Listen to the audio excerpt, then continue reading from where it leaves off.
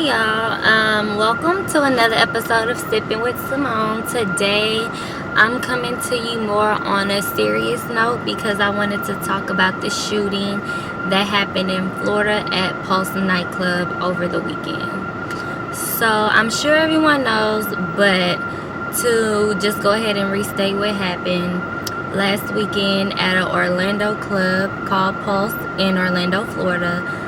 A gunman came in and he killed about 50 people and he injured 53. He then called 911 and pledged his allegiance to ISIS, and he did die eventually. At first, I honestly thought this was a hate crime.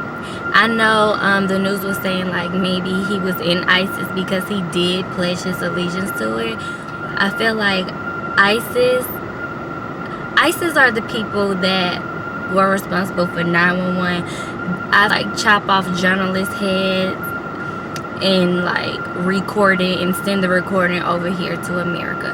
So I felt like, okay, this man is probably false claiming ISIS, you know? And I just felt like it's really, really sad for like those people to have to go through that. All they was doing was trying to have a good time, you know?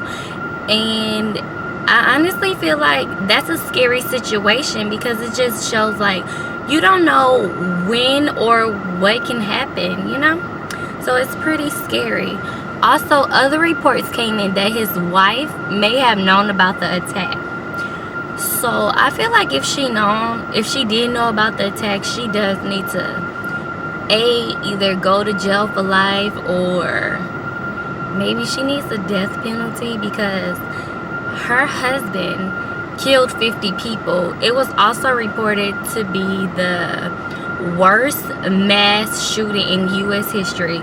So if you knew that this was going to happen and you did not report it, again, you are accessory to crime and you should be punished. There were still people who don't even know where their loved one is, you know? And that's really sad. Then more reports came out that the man, OMAR, he's the shooter, reports came out that he was a regular at the nightclub and that he was also on the gay dating apps. So I just felt like, okay, still, this could be a hate crime, you know? Maybe he just did not accept the fact that he was gay, or maybe he felt rejected by the LBGT community and he decided to kill them. Like I said, I don't think this was like an ISIS attack. It just doesn't seem like it. And another thing, like I saw on social media how people were saying, oh, they deserve to die because they're the gays. It does not matter. Their sexuality does not matter. These were still people at the end of the day, and they did not deserve to die. It's not fair. And for the people who were saying that, I feel like you don't have a heart, you know? At the end of the day, these were still human beings, you know? And that's like somebody saying, oh, you should die just because you're straight. It doesn't make sense, you know? At the end of the day, it's still a person. It's somebody's mom, dad, sister, brother, cousin, auntie, uncle that's dead, and you can't come back from that, you know? So those were my thoughts on the situation. If you have any thoughts, leave them down below. Okay, bye.